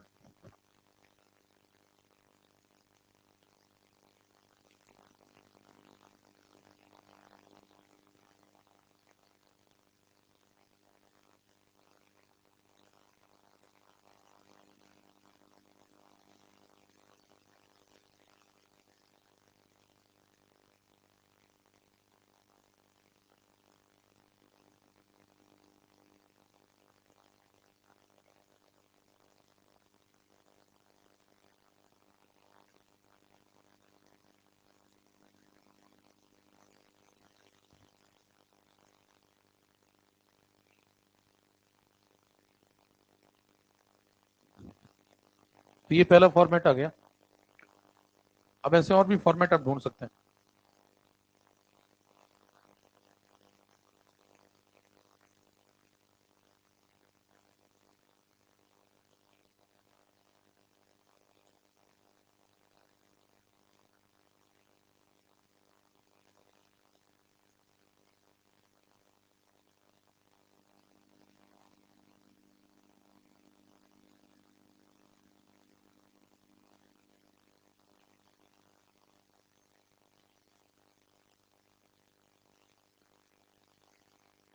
चेक करिए, इक्वेशन आ चुकी है आपके पास, k is equal to 1/t ln of C naught by C. Format को अगर और चेंज करें तो क्या लिख सकते हैं बताओ। 1/t ln की जगह क्या लिख सकते हैं, log बेस सी। और क्या लिख सकते हैं, इसको लिख सकते हैं आप 2.303 upon T, log of base 10 हो जाएगा यहाँ। और क्या लिख सकते हैं, बेस में कुछ मत लिखो तो अंडरस्टूड है कि 10 है, ये भी ठीक है। और क्या लिख सकते हैं, सी नॉट की जगह कभी कभी ए लिखा जाएगा और सी की जगह, ये भी ठीक है। एक और फॉर्मेट होता है ये वाला, ये इसी से आता है, इसको बोलते हैं विल्हेल्मी इक्वेशन। ये एक्सपोनेंशियल फॉर्म है, इसका डेरिवेशन अगले टर्म पे करेंगे। समय समाप्त हो गया, घंटी नहीं बजी, बच गई। ठीक है, तो इसका डेरिवेशन अगले टर्म पे करेंगे, ये कैसे आया इस पर चर्चा करेंगे।